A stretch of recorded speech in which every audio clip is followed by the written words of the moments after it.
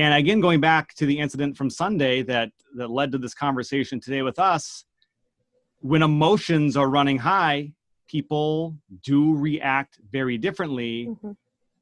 It's that when people with authority, whatever their reaction is, why they have that reaction, if they're in authority and their reaction is to make things worse than they would need to be, and people end up dying because police officers, and they have a tough job. Everyone says this, of course they do, but no one's denying that. Not every police officer would kill all the people that have been killed by police officers. Some would find another way to deal with that. And I suppose it's possible that in some of those cases, the police officer ends up injured or killed. They're only human. So it's a very difficult situation. But what gets lost in this, I think, is that there's a percentage of people that are just like, this is what it is. And no, we need to find a way to be better at everything. We can't just accept what is as this is the life that we're going to exist in. No, people want better, and let's do what we can to make it better. And that's why this is going on. I was seeing so many different signs throughout the march. It was like Asian silence equals Asian consent. White silence equals white consent. Like, we need to use our voices and yes, our privilege to like draw attention to the injustices that other people are facing, because our silence is allowing for that to continue. You can disagree all you want, but if you remain silent, you're part of the problem. And I would just like to say, again, when you say people react differently, yeah, those protesters that jumped in front of that truck driver were amazing human beings. I just saw a video today on Facebook about protesters jumping in front of a mob that was about to loot a Target, and they all like linked arms and was like, we're not going to be a part of this.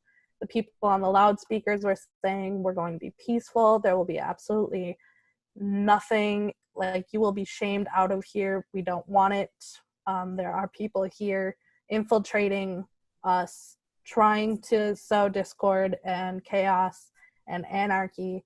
But if you stay strong and peaceful, those people will be dealt with and our message will remain clear. And so those people that stepped up were amazing.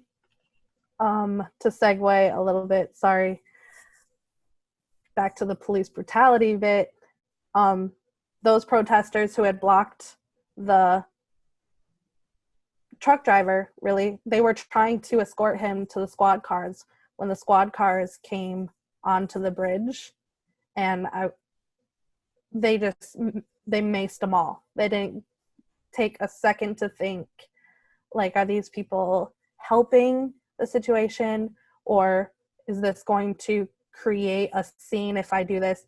They just straight in maced them, everyone.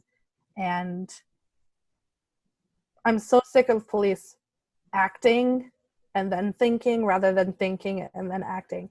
I watched another Facebook or video on Facebook today. This artist created.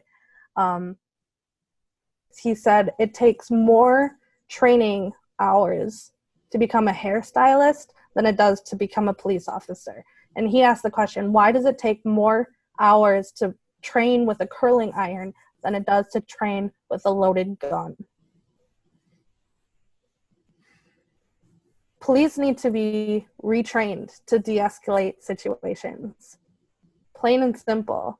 Because what I saw on the bridge is they weren't coming to serve and protect us at a peaceful protest that they had designated for us to be there.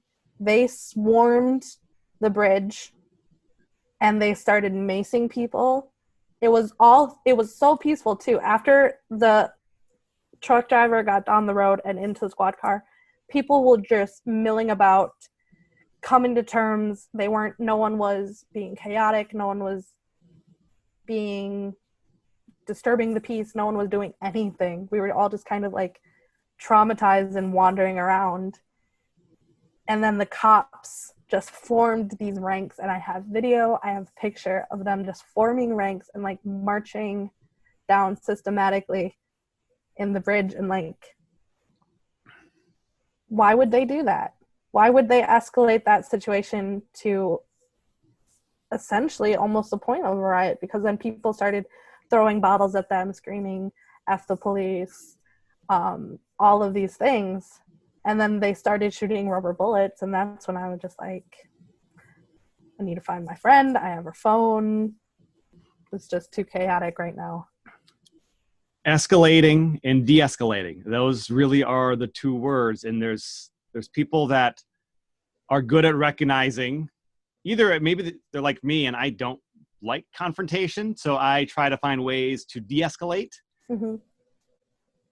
But if someone that's in law enforcement seems to like confrontation, and they have the power and the authority in those situations, so in confrontation, they're in a different situation than the person they're dealing with usually.